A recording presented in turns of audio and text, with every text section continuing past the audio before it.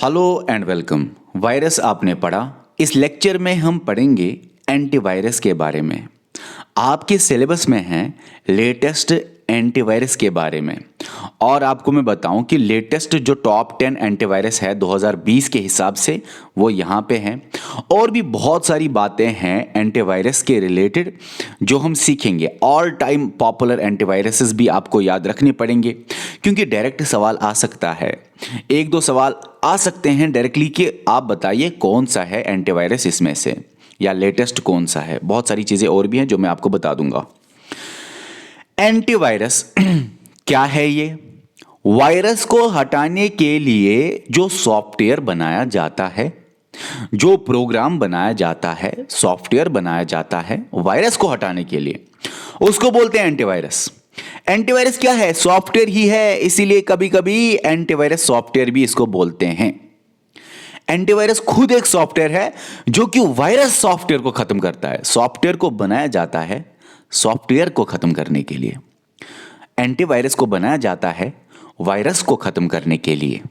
Okay, तो antivirus software जो है ये वायरस वाले सॉफ्टवेयर को खत्म करता है, और इसको कभी कभी एंटी मालवेयर भी बोलते हैं। एंटीवायरस को एंटीवायरस सॉफ्टवेयर बोलते हैं इसलिए क्योंकि ये सॉफ्टवेयर है। एंटी मालवेयर क्यों बोलते हैं? एंटीवायरस के ये दो नाम आपको समझ आने चाहिए। क्यों बोलते हैं कभी कभी एंटीवायरस को एंटीवायरस सॉफ्टवेयर, क्यों बोलते हैं एंटीवायरस को एंटी मालवेयर? क्यों? क्योंकि देखा गया एंटीवायरस जो है वो सिर्फ वायरस को ही नहीं हटाता, वायरस के जो बाकी जैसे चीजें हैं मालवेयर, उनको भी हटाता है। इसीलिए एंटीवायरस का नाम कभी कभी पड़ता है एंटी मालवेयर, क्योंकि ये वायरस के साथ साथ मालवेयर को भी खत्म करता है, बाकी मलेशियस प्रोग्राम्स को भी खत्म करता है। अब है पहला एंटीवायरस किसने बनाया? रे टॉमलिंसन। उस एंटीवायरस का नाम क्या था? रीपर। क्रीपर वायरस को खत्म करने के लिए। ये सारी चीजें आपको पता ही है, इसलिए मैंने ज्यादा नहीं लिखा, ये मैंने वायरस में आपको बताया हुआ है। अब याद ये भी रखना कि एंटीवायरस का फायदा क्या है? प्राइवेसी बढ़ती है, कॉन्फिडेंशियलिटी बढ़ती है, और अथेंटिकेशन बहुत अच्छी होती है। और भी बहुत सारी चीज़ें एक्स्ट्रा मैंने लिखा, जैसे कि फॉर एग्जांपल जैसे कि बैटरी खत्म होती है जल्दी जल्दी वायरस की वजह से, एंटीवायरस उसको रोकता है, बैटरी को टाइम निकलता है। मोबाइल आपका डिवाइस आपका गर्म होता है, एंटीवायरस की वजह से गर्म उतना ज़्यादा नहीं होता। आपका पासवर्ड चोरी हो सकता है, एंटीवायरस रोकता है इन चीज़ों को। जितना भी आपने वायरस में सीखा, एंटीवायरस उन सभी चीज़ों को रोकता है। जो प्रॉब्लम्स आपने एंटीवायरस में देखे, एक्स्ट्रा के बदले वो सारी चीज़ें आप खुद ही कर लेना। वायरस में जितना आपने प्रॉब्लम देखा उसको खत्म करने के लिए एंटीवायरस होता है। टॉप 10 एंटीवायरस कौन कौन से हैं? Bitdefender, Trend Micro Maximum, Norton 360, Malwarebytes, ESET NOD 32, Intego, okay, McAfee Total Protection, Kaspersky, Avira Prime, BullGuard. ये टॉप 10 एंटीवायरस है लेटेस्ट वाले। अब कुछ चीजें आपको याद रखनी है कि कैसे कैसे वैलिडिटी दिखाई जाए, कैसे चोरी ना हो जाए, कैसे प्रोटेक्शन हो जाए आपके किसी भी डॉक्यूमेंट को, इंफॉर्मेशन को। सबसे पहले डाटा सर्टिफिकेट। डाटा सर्टिफिकेट क्या होती है? मैंने आपको कोई इंफॉर्मेशन भेजी, उस इंफॉर्मेशन के साथ मैंने आपको कोई ईमेल भेजा या कोई इंफॉर्मेशन भेजा, उस ईमेल के साथ मैंने अटैचमेंट भी भेजा। वो अटैचमेंट क्या होगा? वो आपको वेरीफाई कराएगा कि आइडेंटिटी वेरीफाई कराएगा, किसने भेजा, किसके लिए भेजा, कौन था जो भेजने वाला है। तो ठीक है, अटैचमेंट के साथ मैं आपको मैसेज भेजूंगा, उसके साथ अटैचमेंट भेजूंगा। क्या अटैचमेंट? साइन भेजूंगा अपना, जिससे आपको पता चलेगा ओ ये तो यही है। पासवर्ड भेजूंगा, जिससे आपको पता चलेगा ओ ये तो पासवर्ड इसी ने मुझे फोन पे बताया था, मतलब कि इसी ने भेजी है ये इंफॉर्मेशन। ठीक है ना? फेस रीडर, कुछ फेस दिखाऊंगा या कोई पर्सनल डिटेल्स बताऊंगा, जिससे आपको पता चले कि भेजने वाला कौन है।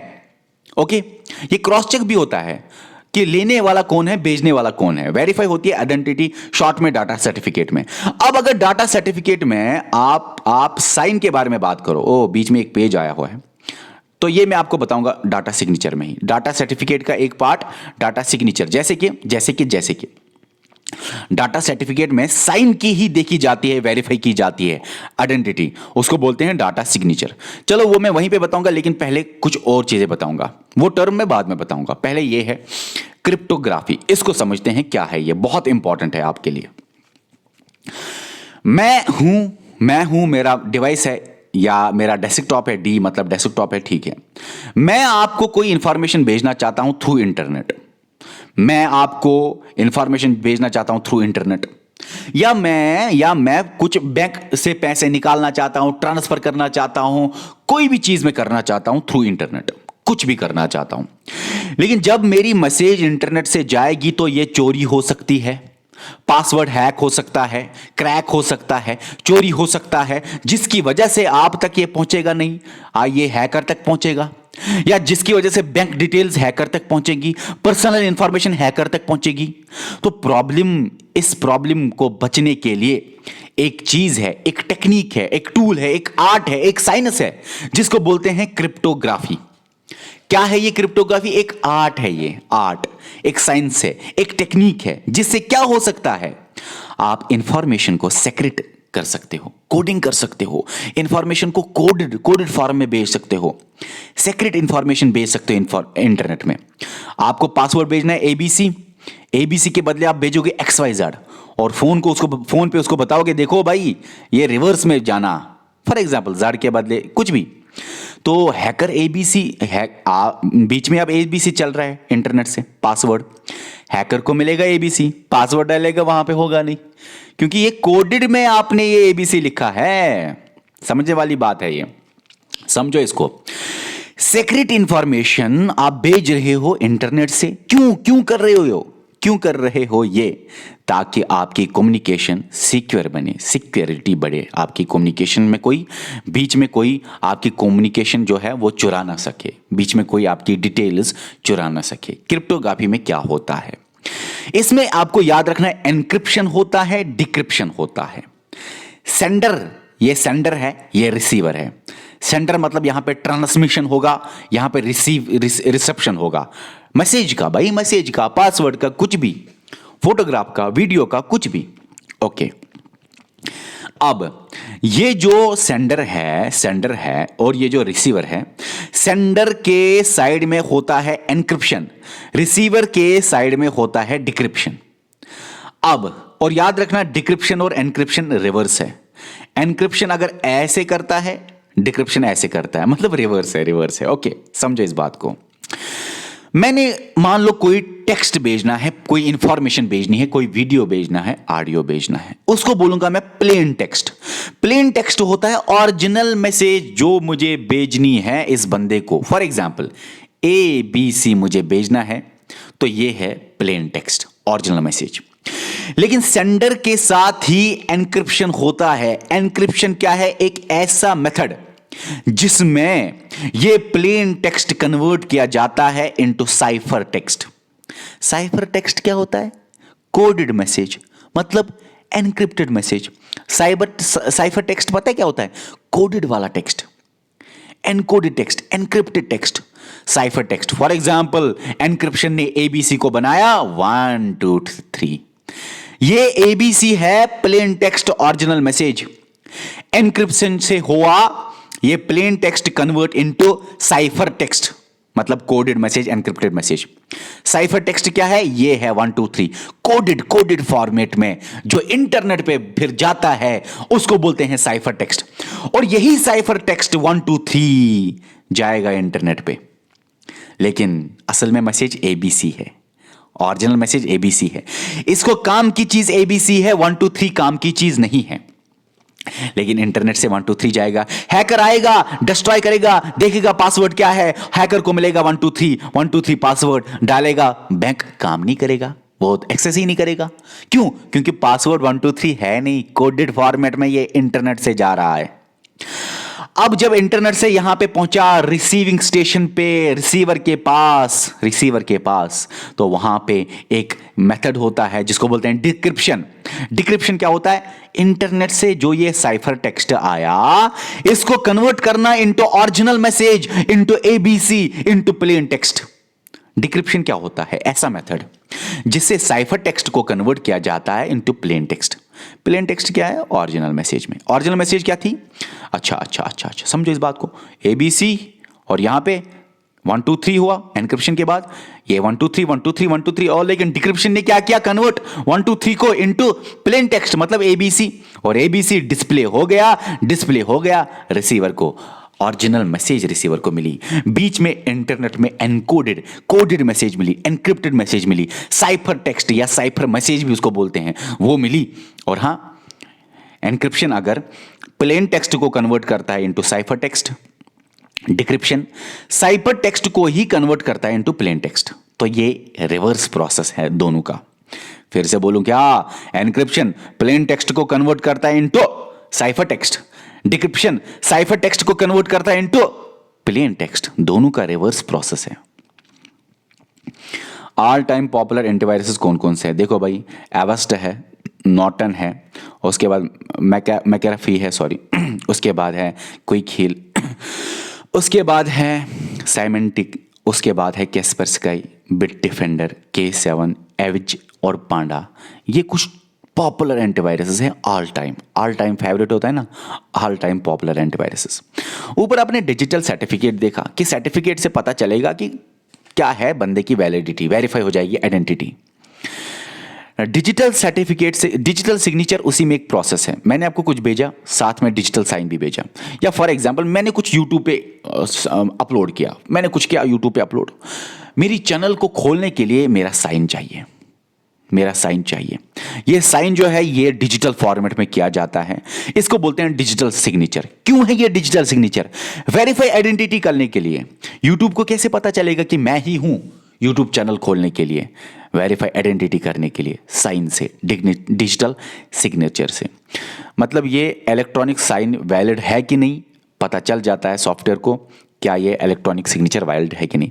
अगर वैलिड दिखाया, बराबर इलेक्ट्रॉनिक सिग्नेचर किया तो ओपन हो जाएगा, नहीं तो नहीं हो जाएगा। ओके, फायरवॉल बहुत इंपॉर्टेंट है। देखो सर, फायरवॉल किसके लिए इस्तेमाल होता है? नेटवर्क सिक्योरिटी को बढ़ाने के लिए। नेटवर्क सिक्योरिटी को बढ़ाने के लिए फायरवॉल इस्तेमाल होता है। अब देखो नेटवर्क सिक्योरिटी कैसे बढ़ती है। आपका लैपटॉप, मेरा लैपटॉप, उसका लैपटॉप, हम आपस में इंफॉर्मेशन कर रहे हैं शेयर, ये प्राइवेट कम्युनिकेशन है, ये लैन है, ठीक है ना। मतलब ये छोटा नेटवर्क है, कोई हैकर नहीं आ सकता इसके बीच में, हमारी इंफॉर्मेशन के बगैर, मतलब कोई इंटरनेट पे हैकर नहीं आ सकता। वैसे अगर हम में से कोई हैक करे तो कोई भी कर सकता है कुछ भी, नेटवर्क में घुस के हैकर कुछ भी कर सकता है। अब देखो, ये जो प्राइवेट इंफॉर्मेशन है, हमारी ऑर्गेनाइजेशन है, मेरे पास एक लैपटॉप है, दूसरा कोचिंग सेंटर, मतलब हमारा कोचिंग सेंटर जो है उसमें 3-4 डिवाइसेस हैं, आपस में कम्युनिकेशन कर रहे हैं, कोई सिक्योरिटी बहुत हाई है, ठीक है ना। अभी यही से अगर हम इंटरनेट में कुछ शेयर कर रहे हैं, इंटरनेट की तरफ जा रहे हैं, आपस में हमने शेयर किया इंटरनेट के बगैर, ब्लूटूथ के जरिए, वायरस लगा के, केबल्स लगा के शेयर किया इंटरनेट के बगैर हमने कुछ भी, ये नेटवर्क जो है ये सिक्योर है। लेकिन इंटरनेट जो ही आया वो नेटवर्क इनसिक्योर होता है। आपस में हमने बात की कुछ भी करके, वो सिक्योर है, लेकिन इंटरनेट जो ही आया वो इनसिक्योर बनता है, क्योंकि इंटरनेट पे सारा कुछ खराबी, सारा वायरसेस इंटरनेट से ही आता है। अब एक ऐसा वाल है जिसको बोलते हैं फायरवॉल, वो क्या करता है? वो इंटरनेट से आई हुई चीजों को, खराब वाली आई हुई चीजों को, वायरसेस, मालवेयर वाली आई हुई चीजों को फायर करता है, जलाता है, ब्लॉक करता है। इसीलिए फायरवॉल, वो वॉल जो उन चीजों को ब्लॉक करता है, जलाता है, फायरवॉल। फायरवॉल किस लिए है? नेटवर्क की सिक्योरिटी के बढ़ाने के लिए, ताकि इंटरनेट से प्राइवेट नेटवर्क में कोई प्रॉब्लम ना हो जाए, ठीक है ना, इंटरनेट से कोई वायरस ना आ जाए प्राइवेट नेटवर्क पे, ठीक है ना। देखो प्राइवेट नेटवर्क यहां पे समझ सकते हो, कोई मिसाइल होता है ना, उसको लॉन्च करने के लिए 5-10 कंप्यूटर की जरूरत पड़ती है, 50 कंप्यूटर की जरूरत पड़ती है, वो आपस में शेयर करते हैं इंफॉर्मेशन प्राइवेट नेटवर्क से, वो इंटरनेट की तरफ नहीं जा रहे हैं। देखो हम पढ़ेंगे नेक्स्ट लेक्चर में, इंटरनेट पढ़ेंगे हम ना, एक्स्ट्रा नेट क्या होता है, इंटरनेट क्या होता है, इंट्रानेट क्या होता है, वहां पे आपको ज्यादा अच्छा मजा आएगा समझने में। अब देखो, चलो इंटरनेट आया तो फायरवॉल ने रोका, बचाया। तो फायरवॉल क्या है? ये एक सॉफ्टवेयर भी हो सकता है, हार्डवेयर भी हो सकता है। ये बैरियर है अगेंस्ट अनऑथराइज्ड यूजर। कोई हैकर आएगा इसको चलाने के लिए, उसको बीच में बैरियर है। कोई वायरस ही नहीं घुसने वाला, तो हैकर क्या करेगा? हैकर वायरस के बगैर ज्यादा कुछ कर नहीं सकता। Protect from hackers and viruses. हाँ भाई, ये तो पता है, फायरवॉल ये काम करता है। पासवर्ड, पासवर्ड किस लिए? पासवर्ड भी एक ऐसा टूल है जिससे आप अपनी इंफॉर्मेशन को बचा सकते हो। कैसे? आप वेरीफाई कर सकते हो आइडेंटिटी। देखो ना, आपने पासवर्ड लगाया, सिर्फ आप या आपका कोई जानने वाला जिसको आपने पासवर्ड बताया वही उसे एक्सेस कर सकता है, वही उस एप्लीकेशन को, सॉफ्टवेयर को खोल सकता है। अब देखो, पासवर्ड भी आइडेंटिटी वेरीफाई करने के लिए लगता है। ये भी इलेक्ट्रॉनिक पासवर्ड ही होता है। अब याद रखना, 4 से 16 कैरेक्टर्स तक ये होता है। ये याद रखना, पासवर्ड दबाते वक्त डिस्प्ले क्यों नहीं होते कैरेक्टर्स? आपने पासवर्ड दबाए ABC, पता है जल्दी स्टार चढ़ता है, डिस्प्ले नहीं होता, आपको दिखाई नहीं देता। ऐसा क्यों? क्यों कवरिंग की जाती है? क्यों सॉफ्टवेयर कवर करता है आपके वो पासवर्ड्स को? क्यों डिस्प्ले नहीं होने देता वो कैरेक्टर्स? ताकि सिक्योरिटी बढ़े। नहीं तो की लॉकर भी एक होता है वायरस, जो भी आप की दबाओगे वो देखेगा और रिकॉर्ड करेगा। तो इसकी वजह से वो रिकॉर्ड नहीं कर पाता अच्छी तरह कि बंदे ने कौन सा की दबाया। नहीं तो आप यहां पे की दबाते, दूसरी जगह लैपटॉप में वो देखता आपने कौन सा पासवर्ड दबाया, कौन सा क्या आप करते हो आप मोबाइल में, सारा कुछ स्क्रीन रिकॉर्ड हो जाएगा आपका। वैसे भी वायरसेस होते हैं बहुत डेंजरस। अब देखो, पासवर्ड स्ट्रांग होना चाहिए हमेशा किसी भी एप्लीकेशन को ऑन करने के लिए। स्ट्रांग पासवर्ड की पहचान क्या है? अल्फ़ाबेट, नंबर, सिंबल्स का होना चाहिए और थोड़ा सा लंबा ही होना चाहिए। कोशिश कीजिए 4, 5, 6। वैसे कहीं कहीं एप्लीकेशन में 8 से 16 होता है, कहीं कहीं एप्लीकेशन में 11 से 16 होता है, लेकिन मैं इन जनरल बोल रहा हूँ 4 to 16 कैरेक्टर्स तक पासवर्ड होता है हर एक एप्लीकेशन के ऊपर। इसी के अंदर के रेंज सारी एप्लीकेशंस पढ़ती है। अब अल्फाबेट, नंबर, सिंबल और लॉन्ग होना चाहिए स्ट्रॉन्ग पासवर्ड। हाँ, वीक पासवर्ड भी होता है जिसको इजी होता है ब्रेक करना। स्ट्रॉन्ग को मुश्किल है ब्रेक करना, लेकिन वीक भी होते हैं जिसको इजी होता है ब्रेक करना। वीक पासवर्ड की पहचान क्या है? या तो वो फोन नंबर होगा, डेट ऑफ बर्थ होगा, नाम होगा, वो कमजोर पासवर्ड माना जाता है। उसको हैकर आराम से हैक कर सकता है।